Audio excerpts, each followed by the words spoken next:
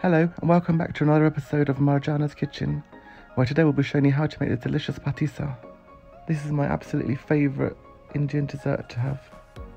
It's a complete showstopper, I think, and so easy to make. It's fabulously delicious. Let's get started. Step 1. To make the caramel, you will need to add 2 cups of sugar into a metallic saucepan. Add half a cup of water. Stir with a metal utensil on a low heat. Pop over to the other side of the stove and let's get step 2 started. This is the flour mixture. You will need 1.5 cups of ghee,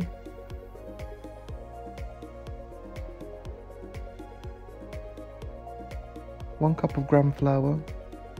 Sift it really well, make sure there's no lumps and bumps. And 1 cup of plain flour, again sift it really well.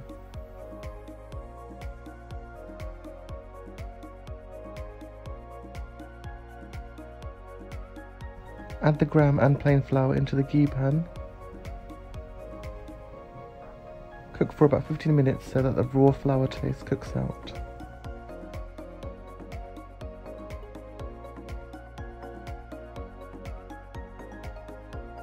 As it all starts to combine and mix together, it will turn into a thick batter. After about 15 minutes, turn the heat off and set this aside, and return back to the sugar syrup. You need to add 1 teaspoon of lemon juice into the sugar. Then you need to add 3 tablespoons of honey.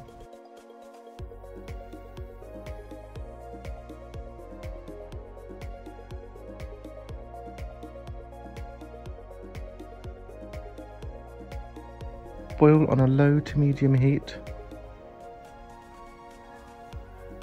Add half a teaspoon of cardamom powder. The sugar should start to caramelise and turn into a golden coppery colour. Brush ghee into a large bowl.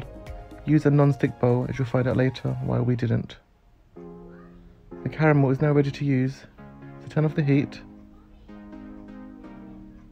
I'm going to test a bit of caramel now by adding a few drops into warm water. Using your fingers, gently peel it off the bottom of the bowl and then roll it into a smooth ball. Perfect, it's all done. Now I'm going to pour the caramel into the bowl. Do be careful when you pour in this super hot caramel. You don't want it falling on your skin. It's not like having a wax.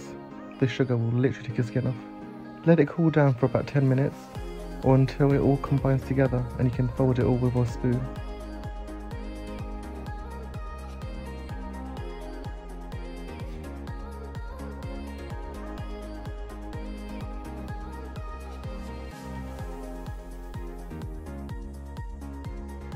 Okay, so the caramel has started to dry up a little bit now and harden. I'm going to pour the besan flour ghee mixture all over this. You need to work quite quickly here. Using 2 forks, pour the caramels all around the bowl, moving left to right, side to side, all around, scraping all the caramel off the bottom of the bowl. You'll see it start to form stringy threads and fine caramel laces.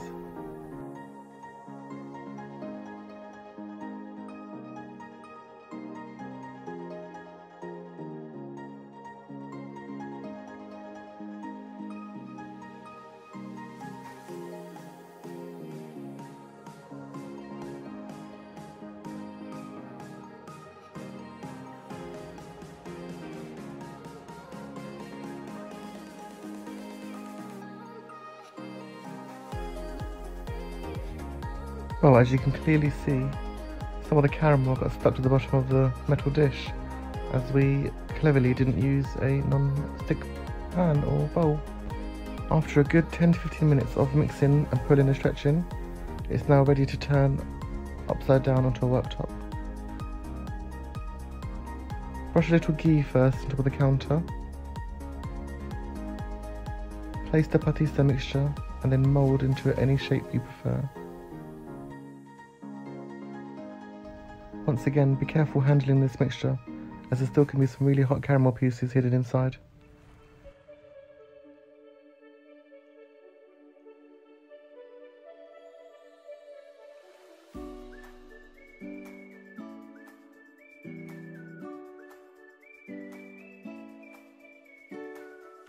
Garnish your patisa with almonds, pistachios and raisins, or whatever fruits and nuts you can get your hands on.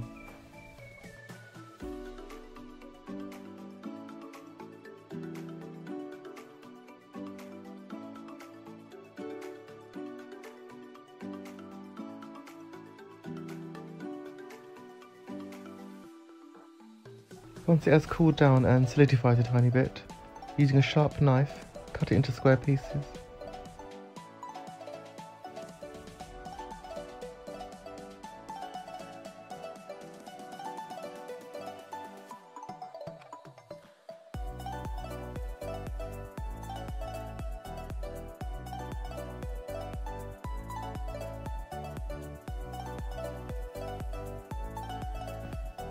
Well, there you have it, guys. How to make this super simple and easy patisa recipe.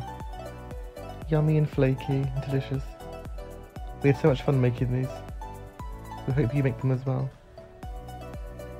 They tasted exactly like the ones you can get from the umbrella shops, if not better. Don't forget, the recipe is in the description box below. Thanks for watching, guys. Please like and share, and don't forget to subscribe to Marjana's Kitchen.